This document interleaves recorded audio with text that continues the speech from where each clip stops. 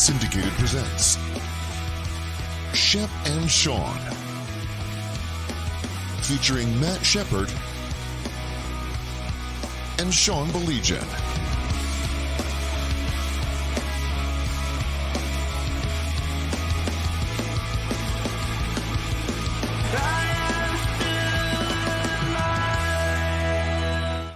What is up? So glad you could join us. Anti-Ghost, of course, bringing us in. If you have not checked them out yet, what are you waiting for? Go check them out. Some great music. Of course, he is Matt Shepard. I am Sean Baligian. Poor Shep. All right, so we sign into the computer, right? We sign, this is basically how it happens. We sign in the computer. We say, we're going to do a show at like 10 a.m. Okay, great. Fantastic. Shep signs in, and Blake and I are in the middle of a conversation about the glories of Costco.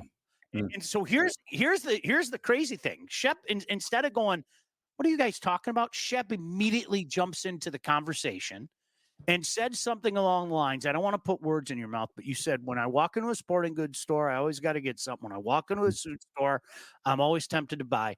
When I walk into Costco, I always end up buying 100 times more than I wanted to. That is absolutely underrated spot, Shep. Love it.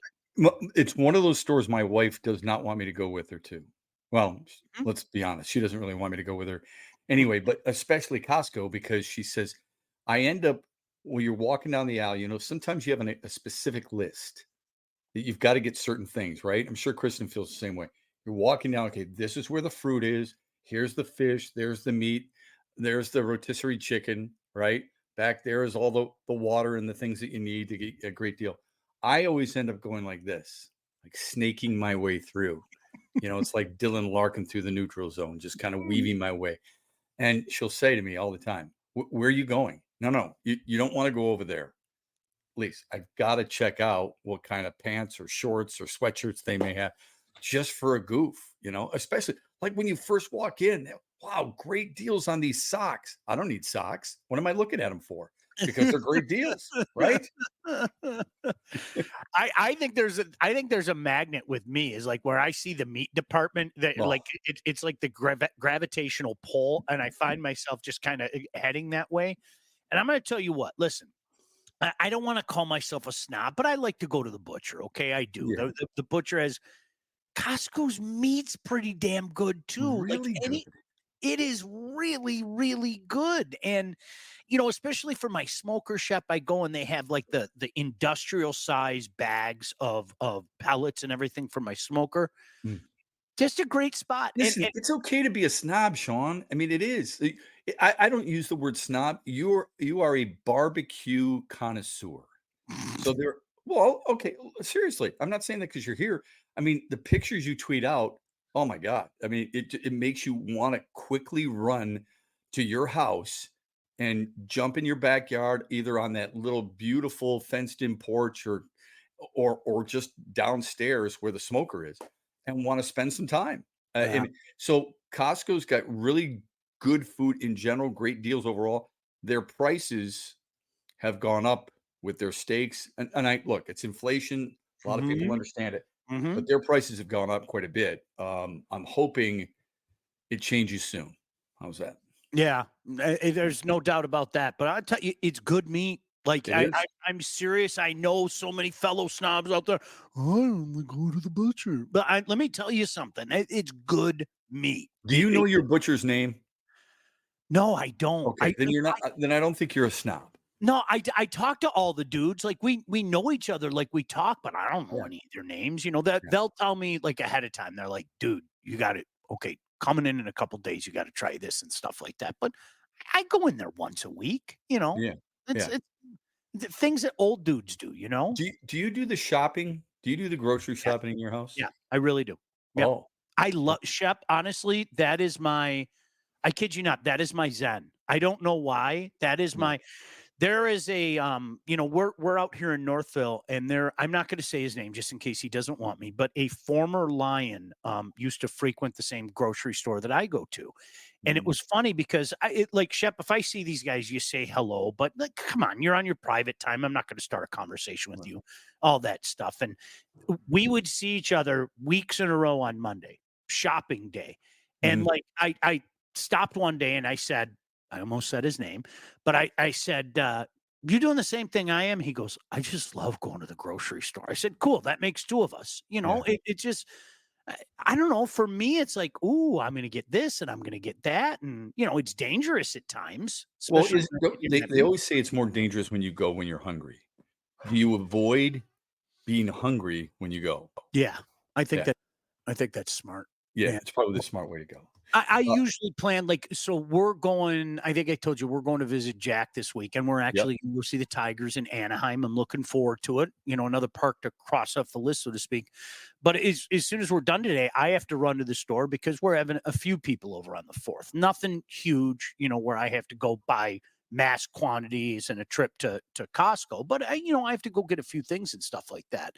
And the planning ahead stuff is that's okay, because if I plan ahead, I know in my mind, all right, well, I got to do a couple racks of ribs, I'm gonna get some burgers, I'm gonna Mhm. get some dogs, all right, we'll be good. So when I plan ahead, I'm okay. But to your point, it's the spontaneous, oh wow, well, Shep and Blake and a bunch of guys are coming over tonight and I'm gonna save my appetite. That's when I get myself in trouble, because Right, I right. make, like, Monday night, I made, simply put, too much food. Way too much food. It was like I cooked for like 20 people coming over. There were 5 people there. Like, that's where I get myself in trouble. That's where Blake and I wish this was in the studio so you could bring that in. And Blake, let me know if you got that invitation, July 4th. It's also a really good decision for the the Hockey Hall of Fame to, implement Pavel Datsyuk in the 7-member class. Were you surprised that he went in on the first ballot like he did? Nope. And why do you think he deserves to be there? Um, I know that everybody, they're gonna sit back and talk about, the Datsukian goals and everything, because that sells. I get it. Sexy sells.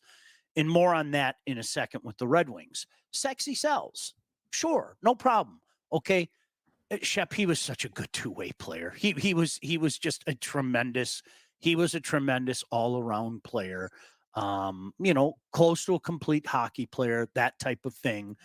Mad respect for the guy. Yeah. Mad respect for the guy. I really do. And I think sometimes that's what's forgotten. And honestly, in my opinion, and I don't know if you feel this way, I think playing with Hank Zetterberg helped him, because Oh, Hank Zetterberg was absolutely positively a complete player. yeah. And he was.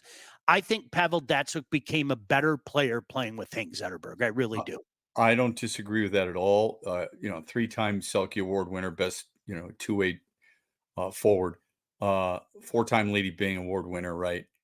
Hard to believe that he was a 6th-round draft pick. Mm, Hard to believe that Henrik Zetterberg was a 7th-round draft pick. mhm. Hard to believe that Nick Lidstrom was a 3rd-round draft pick. It's amazing that they were able to put together such incredible skilled players. He was part of that 2002 team, Sean. That makes 10 players from that team alone who are in the Hockey Hall of Fame. There Incredible. should be an 11th. Chris Osgood deserves to be in the Hall of Fame, I believe, Mhm. and I'm sure you feel the same way. I do. It Staunchly.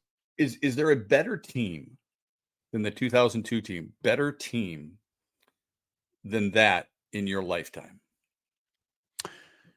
I know you're going to accuse me of being a homer. I think if you look at some of those Habs teams in the late 70s, you could make an argument. But to Okay. your point, are you putting me on the spot? It's the 2002 Red Wings. Yeah. Period. Yeah. It And is. that's not being a homer. I mean, No. that's being a It, hockey. Yeah. That's yeah. that's It's the a, reason I ask you that. It's because I think you can be objective with that. That's hard to do, I think, in our business when you're so close to it. But with your knowledge of hockey, and I'm not saying they're the greatest of all time, so don't take Mhm, it out of context. I said our mhm. lifetime. Yeah. When you throw out those names, and we don't have to go through all of them, but they're unbelievable. And you throw out those names, it's really hard to argue, especially when they did win it all and who they played for. So, Yeah. No. yeah. Couple comments. Always like to get to your guys' comments. Appreciate you watching as always. Nick went back to the baseball. I hit up San Diego, Anaheim, Dodger Stadium last time I was in Orange County. Mhm. Like Dodger Stadium the best. Got to go on the field for fireworks. Loved Dodger Stadium. Yeah. Loved it. Shep loved it. Absolutely loved. It's in my top tier of ballparks that we visited. I think it's in my top tier of venues. And that Mhm. includes hockey, that includes basketball, that includes football. I've been to not everyone, but just about every stadium in the country when it comes to those different sports. Not as many hockey, but I would say it's among the best I've ever been in because it just reeks of baseball. Yep. Sean and I have talked about this before. So, Nick, you probably have heard this. When you go to a baseball park, I think more than any other sport, you want it to feel like baseball. Mhm. There's not many around like that. No. And Dodger Stadium is definitely one of them. I think it's because of the setting and everything, it's probably the best. Boston is in there, that discussion. I'm not huge on Wrigley Field. I like Wrigleyville, around Wrigley Field, but I can't say that I think Wrigley Field's in that discussion. And, I've said this before. I love Pittsburgh and Kansas City. So those are all make me feel like I'm at a ballpark. Everybody gets mad at me. I've said Wrigley is fine. I mean, people have created Wrigley to be something that it just isn't. And Shep, I always make the joke. I half expected women in bikini to deliver giant beers to me in my seats, the way that, and, heavenly hosts singing and everything. It's a nice ballpark. It's a good experience. But I think people have turned it into, at least in my mind, something that it isn't. Blake said people forget that Sean hated Datsyuk. That's a great old bit. We have our old producer, Marty Martin, to thank for that. I mean, boy, that's a great. Do you remember the old drop, Pavel Datsyuk? Because she loved him. Like Yeah. she was, that was her favorite player, favorite athlete, maybe favorite human being of all time. We had a discussion, Shep. This is going back probably 20 years ago. We had a discussion one day on the show where I loved Hank. I was a huge Hank guy. And it was funny. Like Marty thought like that I was attacking Pavel Datsyuk. And I was like, Marty, it's not like I'm saying Pavel Datsyuk's no good. So of course, Marty, being the wonderful human being that she is, she edited that and turned it into Pavel Datsyuk's not good. Yeah. Played that drop incessantly. So yeah, I took some heat for that. I got no problem with that. That is so true. I think Henrik Zetterberg eventually will get there too. No doubt in my mind. I think he was, like you said, I think it was a great example. He's a complete player. Yeah. Yep. Pavel helped Hank out as much as Hank helped Pavel out. They were both special. Absolutely. No doubt about it. Yeah. That wasn't, I hope you're not taking that as a shot against Pavel. Absolutely. They were fantastic. Blake said now all the scouts are in Dallas picking late rounders that work out down there. You know what the crazy thing is? Like, whether people want to admit it or not, the Detroit Red Wings, this franchise kind of changed the way the league is scouted. They really did. There's no other way to say that. I mean, now you have scouts all over Europe. And I'm not just talking like a guy that has European scout in front of his name. Shep, you know this. There's the Finnish scout. There's the German scout. There's the Swiss scout. There's the French scout. I mean, it is incredible. I mean, so the likelihood of finding those late round gems now, like you did 25 years ago, is next to none because these guys are getting scouted. And trust me when I say this, whether it be working in junior or even at the high school level, the scouts will tell you and GMs will tell you, if you can play, we'll find you. Absolutely. That's the difference now. Guys aren't falling between the cracks, Shep. They know who you are if you can play. I remember talking to a scout at Yost Arena before I was doing a game for BTN or Fox. I forget what it was. And I asked them how it's changed. And they specifically were talking about college hockey too. In the past, college hockey was it wasn't taken quite as seriously. Sure. Because this is decades ago. Because there just weren't that many guys. Most were going to juniors. Most were playing in Canada. And now you're seeing an influx of collegians into the pro game, into the National Hockey League like we've never seen before. So it's really expanded your scouting department in that sense too. They are really pushed pretty thinly. And different general managers expect things differently too. Like Steve Yzerman and Ken Holland do not manage the same. Steve Yzerman expects his scouts to be attending all those games all the way through the Stanley Cup Finals. Ken Holland didn't necessarily believe in that with a lot of his scouts. So it is a different mindset. But yeah, I think the Red Wings changed everything especially when a guy like Sergei Fedorov comes over, Vladimir Konstantinov. I think he was an 11th round draft pick, for crying out loud. When those guys come over and they make the impact, people probably turn around going, wait a minute, what's going on here? I don't know if it's too dissimilar to what Billy Beane in Oakland did. They did it in a different way because of the cost. Detroit did it in a different way, for a positive way, I think, in that they wanted the best players. As Jerry just said, I'll presume the rest of the NHL is caught up with the scouting overseas, so the late round gems don't exist anymore. You're absolutely right. You're not getting a player of that caliber. Now, that doesn't mean that a guy can still not develop. I mean, you are talking about 18-year-old kids that are getting drafted, and Right. and 18-year-old kids, there's still a trajectory there. But in terms of, becoming a flat out Hall of Fame stud, I mean, like the names that Shep mentioned, Nick Lidstrom, arguably the greatest defenseman of all time, right? I mean, Right. I can say the best that I've ever seen, and I only judge it on guys that I've seen. I didn't see Doug Harvey. I didn't see Bobby Orr. So I can just tell you guys that I've seen, it's Nick Lidstrom and then everybody else. Yeah. When other players are saying it too. I mean, that's kind of gets like, we can all have opinions, and I respect everybody's opinion based on, their knowledge and how often they watch a player.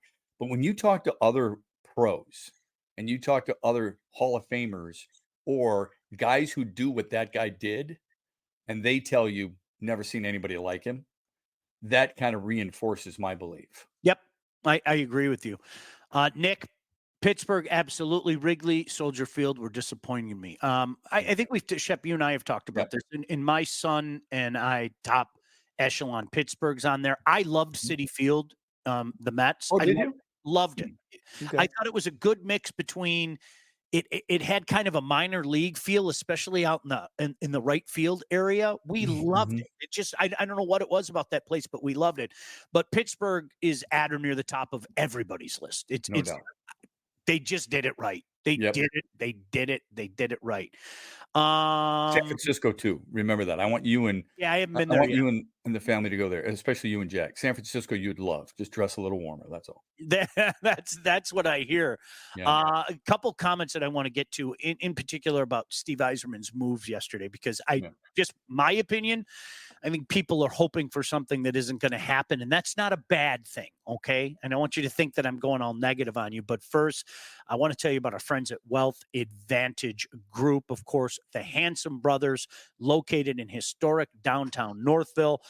Owned by those two guys, that's Mike Husak and Jeff Husak, with over 20 years of industry experience. They understand that your financial goals are as unique as you are. That's why they offer personalized expert guidance to help you navigate the complexities of financial planning. Now, whether you're saving for retirement, getting ready to sell your company, already in retirement, they can help guide you through every step of your financial journey. They work with clients throughout all stages of life and have clients in over 20 states. The investment world is a complex one, but if you're ready to start taking your finances a little more seriously, it's time to work with an expert. Reach out to my friends at the Wealth Advantage Group at 248-773-8574 or visit their website at www.thewealthadv.com. That's www.thewealthadv.com.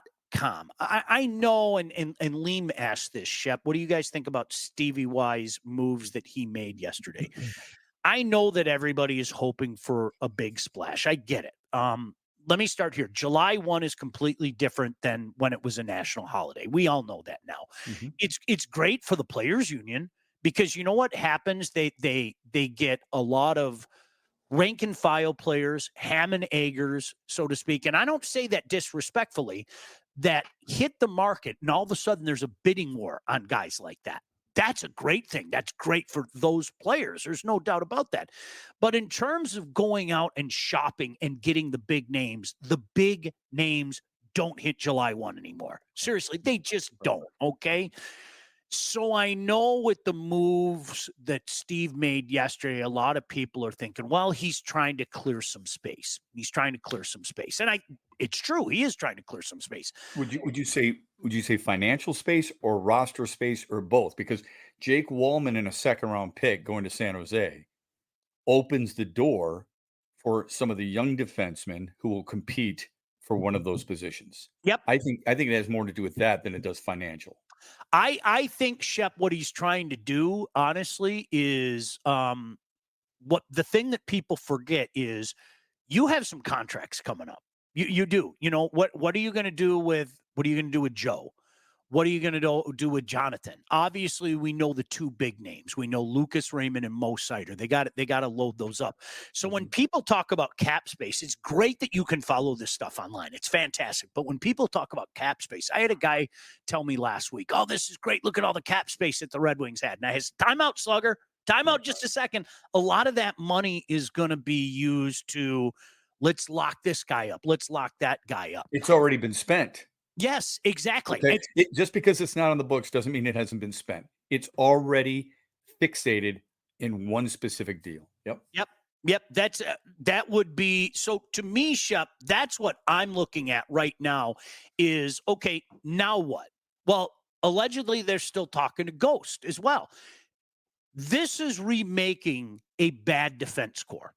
At times struggling defense core, especially I think the back end of this defense core. And I think a lot of people are sitting, and you see these things come up on Twitter and everything, the different memes, Steve's eyes glowing red and, oh, what Steve got cooked up. I think you're going to be disappointed if you're thinking for something big, new, and shiny. And Shep, I get it. Sexy sells, but sometimes just being smart and saying, we have to fix our back end. Let's lock these guys up. Let's do a better job of getting the 4, 5, 6. The less sexy moves improves the team. I just don't think there's anything special on the horizon. I could be wrong. Wouldn't be the first time, but I think this is more smart. Here's what we have to ask ourselves, and we have to answer to fans. Who's the 4, 5, and 6 now? Because one of them is Jeff Petrie. And he's under contract. Yep. One of them is Ole Mata, and he's under contract. Okay. Right. So how are you going to fix that? You got it. Yep. So what you're doing, I don't disagree with you, but I think he's trying to improve the top. You think so? Well, Edvinson's coming in, right? Edvinson's going to make the team next year. He's got to be a top 2 pair defenseman. For sure. Wallman was playing with Sider at one point, and that's what Jim wrote in too. I was believing that Wallman was a D1 line with Sider. He was. That doesn't mean he's a D1, but he did play a D1 in Detroit. You got to find a partner for him. I think they've got to be stronger in their top 4. And I don't disagree with you. The back end's got to be better too, but I think you can only take it one step at a time. I think their top 4 have to be better, and they're counting on Edvinsson to be part of it. And that's the point that I'm making, Shepard. I don't expect anything sexy. And furthermore, we all have to get out of the move. Like Jerry said, we're too nostalgic for the days of let's just go out and get Chelios or Wendell Clark, et cetera, et cetera. July 1 doesn't work that way anymore. Smart teams are locking up their guys long before July 1 happens. I mean, that's just the way. The Stamkos argument. Listen, my jaw will drop if he isn't back in Tampa. Honestly, my jaw will flip and drop. And it's just, it doesn't work that way anymore. Right? Who's going to get Suter and Parise and, no, those days are over. It's a different type of situation now. So I agree with you, but here's the problem for Detroit fans. Let's just look at it from a fan perspective. You know what you need, but you can't go get it, and you don't have it in your system, so it means you can't develop it. So what do? It's the same thing with the Tigers. They need a shortstop. They don't have one in their system. They can't go out and get one, and they're not developing one, and you're stuck. And it's not just shortstop either. You get a bunch of second basemen. You're trying to find out different places for them. I don't want to get into the Tigers. That's the same thing with the Red Wings, though. Neither do I. So the Red Wings situation is, I mean, you need a goalie. Can you be patient enough to wait for one of the 2 that you think are going to be in your system and be good enough? That's going to take a little bit of time. You need at least a scorer, right? You need a center. You need a number 1 center. You're not going to get one because there's not one available. Because as much as we like Steven Stamkos, he's not a number 1 center anymore, is he? No. Okay. Not so anymore. who are you getting to get? And you need at least a someone to pair with Sider or a second defensive line that's pretty good. Are you going to get that? At least you can develop one there. So that's why I think fans are hoping for a big splash. And I know you're kind of raining on their parade, but it's true. It's just not happening. You're going to have to do it with the guys that you develop, period. It is interesting because I'm not sure on my math. My math might be a little fuzzy, but for all the 30, 31, 32 million dollars that people are already being so kind and going out and spending for Steve, I think the one thing that they're forgetting is, okay, a big chunk of that's going to go to Mo. Big chunk of that's going to go to Lucas Raymond. Then you have, like I said, whether it be Jonathan, whether it be Veleno, you got to do that. And then all of a sudden you're sitting there going, wait a second, I thought I was like at $30 million and I'm sitting there around $10 million right now. Well, that's not a hell of a lot of cap space when you're still considering, oh, by the way, there are some roster spots that I have to fill. To me, the most important thing is looking at a team. And the only way to truly see it is to see it like in action, but maybe looking at a depth chart come mid-July and going, do I like this group of defensemen better than I did it a year ago? Right. And if the answer is yes, then Steve Yzerman did his job. But it's interesting because I think Jerry hit the nail on top of the head. We were so spoiled for so long. Shep, how many times those trade deadline shows? Well, this guy wants to go to Detroit, and that guy wants to go to Detroit, and that guy wants to Detroit. He wants his shot at the cup. Those days are over. They're not just for Detroit. I'm not just talking about Detroit being, a less than franchise for the last, however many years. Just the way it's configured now, those days are over. You're seeing more and more guys get those locked in contracts, get those long-term contracts, and that's smart business. So it's also took away from some of the oomph on trade deadline day as well. Yeah, but I think it's also the reason so many people want Patrick Kane back too, because he picked your team. So people think, oh my God, see, we are relevant. People do want to come here. So if he picked us once, he's got to pick us again, right? Yep. And so people think, yeah, let's keep him. I'm not saying you shouldn't, but I sure wouldn't break the bank for him. I can tell you that. Jim said, what do you think is the combined blood alcohol content of the entire Kachuk family? I don't know, but I'd take any of them. Oh, my goodness. I'd still take Walt. Are you kidding me? Oh, man. Jeez, oh, Pete. Yeah, I was really happy for him. I think his brother, Brady's a hell of a player, too. I'm not saying he's a number one guy, but I love the way he plays. Yep. And I don't know who you compare him to, but I love his intensity and his gas level, his give a shit level. I think it's awesome. I think it'd be contagious. And I think it's a big reason, not that he's their best player, but he's one of them. It's a big reason they won. So yeah. I would love that. I would love a guy like that on my team. I want to get back to what Matt said in a second after I tell you about legacy. Mark said, joined late, so sorry if I missed it, but I don't mind losing Wallman as much because it opens up the roster for Edvinsson and others. I don't like adding the second. His contract is pretty accurate. So why is that the sweetener? Because you're helping a team out. I mean, really? I mean, okay, we're helping you out. What are you going to do for us? You got to throw something in there. That's just you're going to get. We don't know what the future considerations are yet. So if one of those future considerations is a second, you can understand it a little bit better. It would be. I think it would be easier for people to swallow if they knew what those future considerations were. That's all. Let me tell you about our friends at Legacy. Did you know that thousands of Metro Detroiters have already called Legacy Partners to help with their home and auto insurance? Our friends at Legacy are one of Southeast Michigan's top independent insurance agents. They provide a full-service, one-stop solution for all of your insurance needs, personal and business, large and small. They've helped my family out. They've helped some of yours out. They're going to help you out as well. How do they do it? By fixing mistakes other agents have made, asking the right questions to get the right coverage put in place to properly protect you. And yeah, it's all about saving money. That's what they did for us. That's what they'll do for you. Chances are, if you haven't checked your policies in the last year, you're paying too much and you could be underinsured. What are you waiting for? Get your quote. They're going to help you out just like they helped me and thousands of people out. Give Legacy Partners a chance to help with your home, your cars, life insurance, Medicare enrollment, your business insurance needs. They got your back. Call them today, 586-209-4106.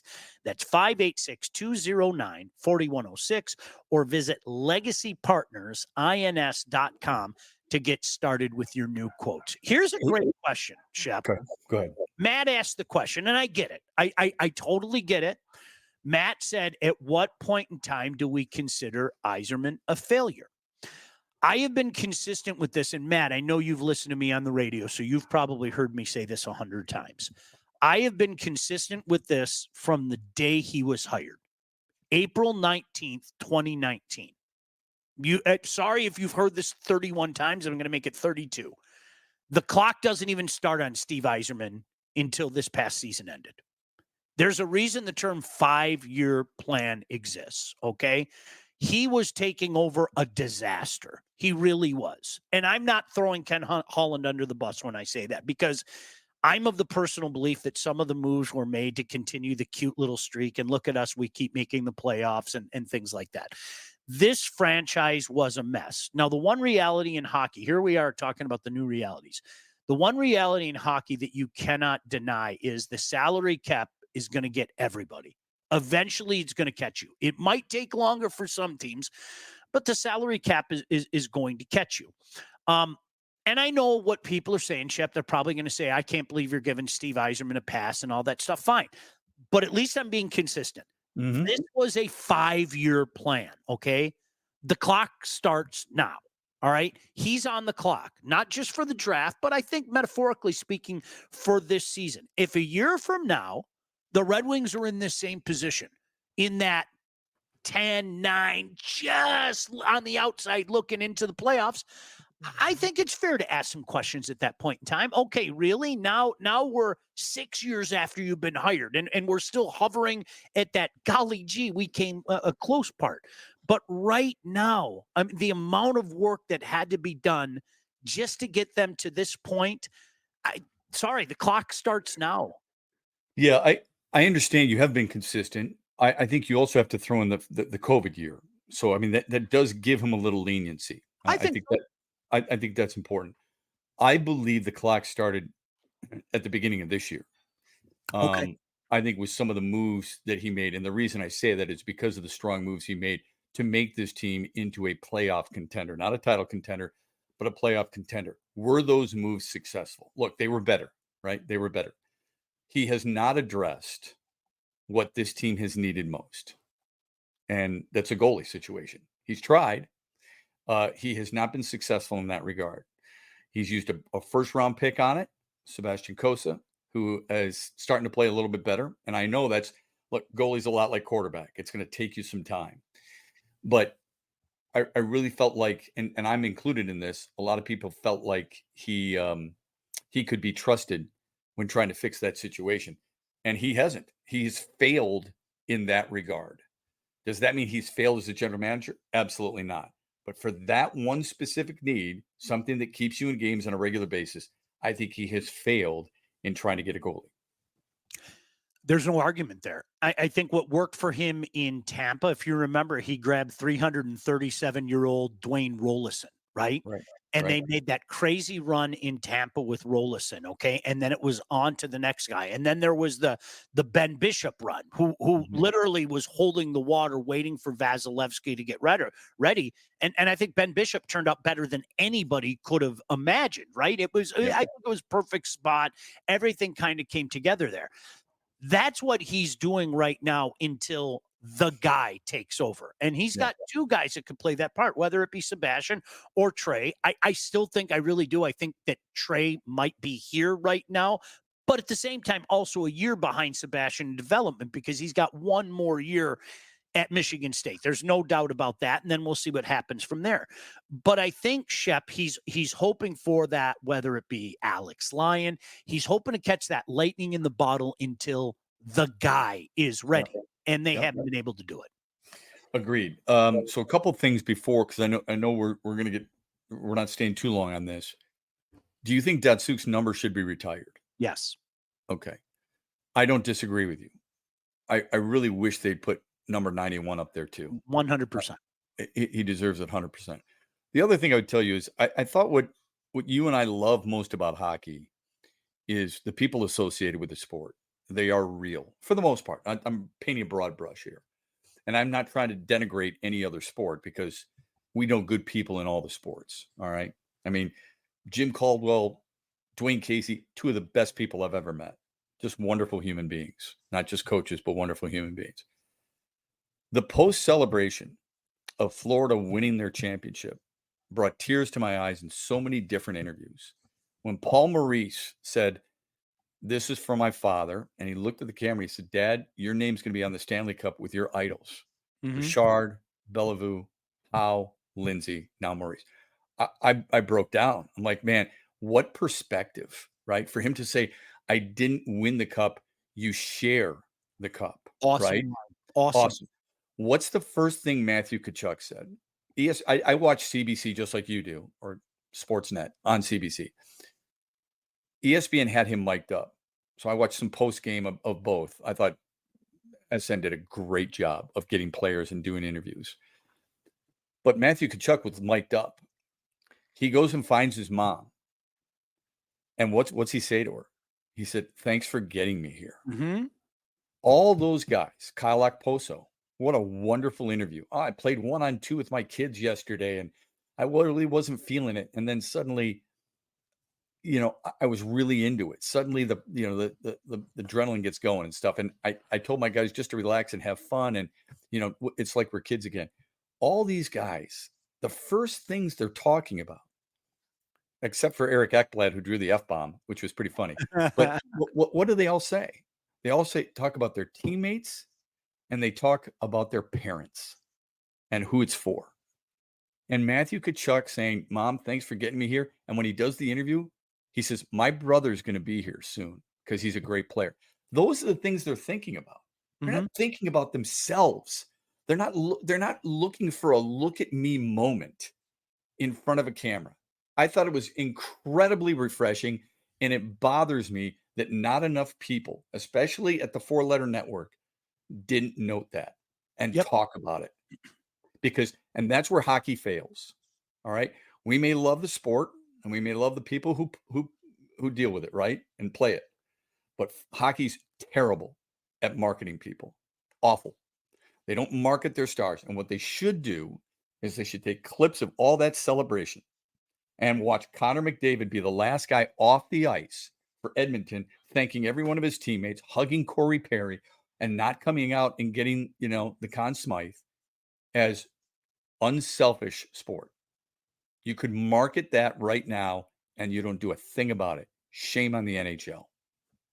Couldn't agree more. Well stated. By the way, I also love Corey Perry. I know I'll take Corey Perry on my team any day of the year. I have no problem saying that. Even at his advanced age of 72 or whatever he is right now. What a bad run for him, though. My goodness gracious. I think the biggest indignity of all of it, forget about losing into the finals, he lost to the Leafs in the playoffs. Who loses to the Leafs in the playoffs? Like in the middle. There's the dig. Everyone was waiting for the dig. You got it. In the middle of losing all these Stanley Cup final, right smack dab in the middle is you lost to the Leaf in the playoff. Ugh. Nobody loses to the Leafs in the playoff. Are you kidding me? This is an interesting one. Mark says, "I still believe in him," referring to Iserman. Yeah. Because of his track record. And a lot better than I feel about Scott Harris, who gives me Bob Quinn, smartest guy in the room vibes. Ooh. Shep, I got snowed by Bob Quinn. I did. Openly admit it. I'm in conversations with him. What he said made so much sense. He just couldn't do it. When did he lose you? When did he lose you? I think the second year of Patricia, where it didn't take a rocket scientist, Shep, to figure out that it wasn't working on the field, most importantly, working in the locker room. You were down there. Mm-hmm. I remember walking out with Lomas. And I think it was the first week of November. Okay.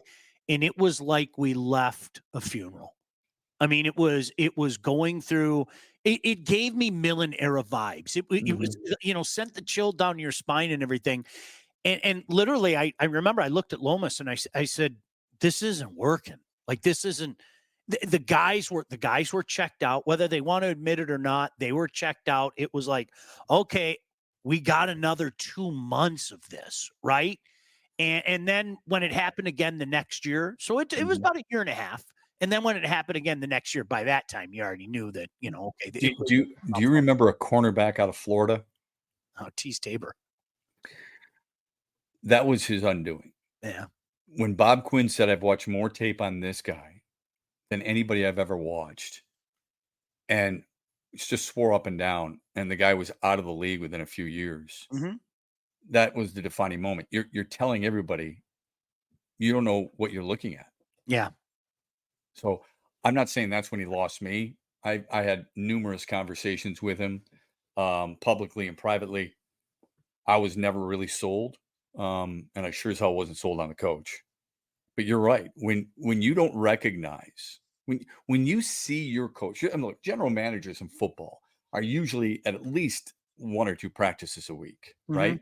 You get a vibe, right? You hear things. You should be talking to your players. When you see and hear what those players were saying about him and the disconnect that he had, shame on you for not recognizing it. It was real. It was, it was real. No, I'm not going to say Scott Harris is like that, because I think that's a little presumptuous.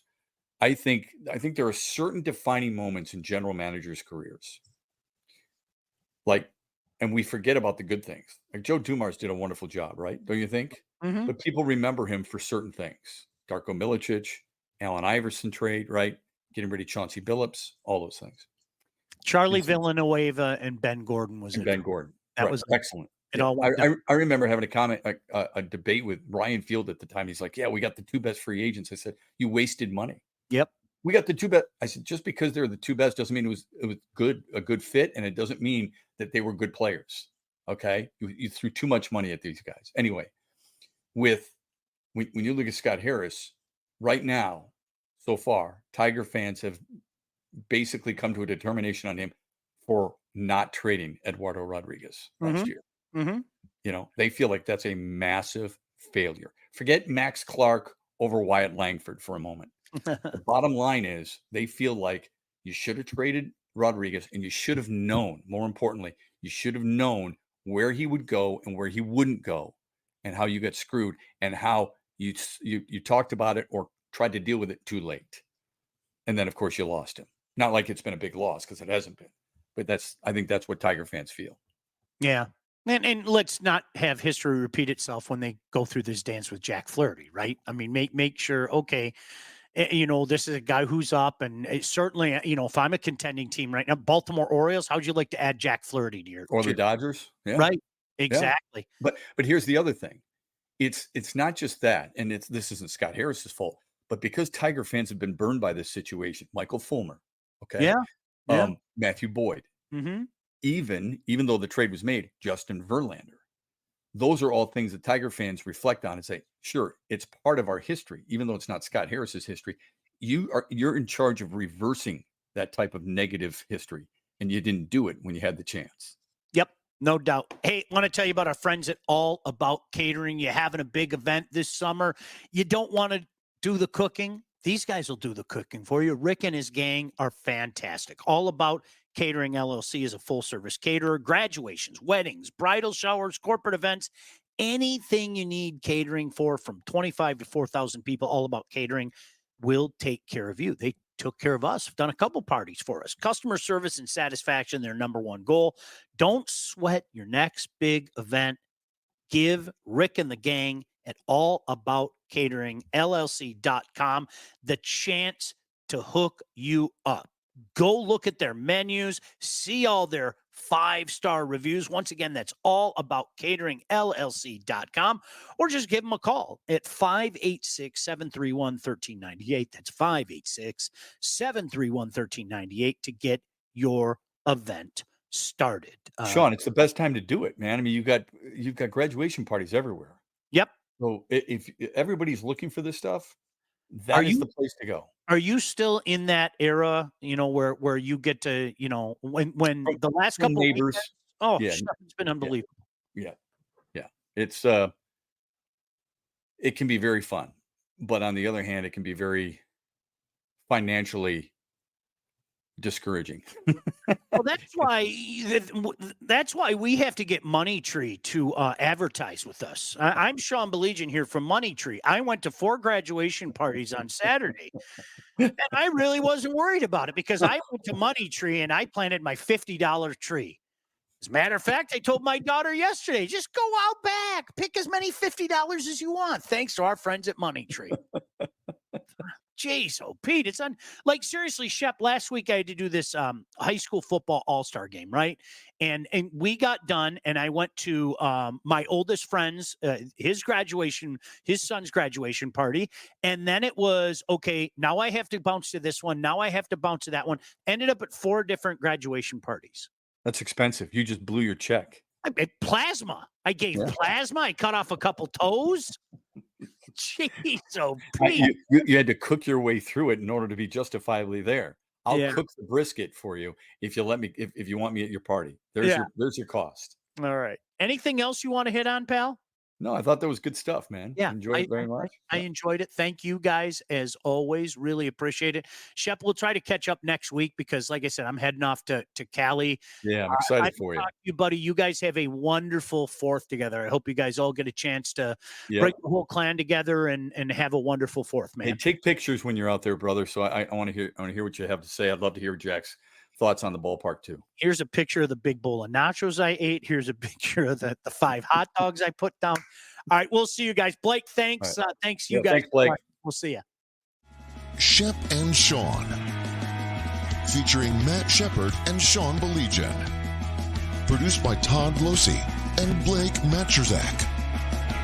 Executive produced by Sean Baligian and Todd Losey. Theme song, incidental music, and related sound effects are from Still Alive by Anti-Ghost.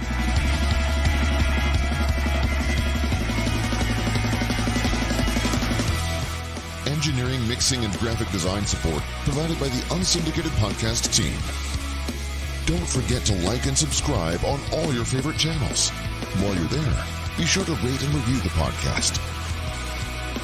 Call the Unsyndicated hotline at 248-237-3257.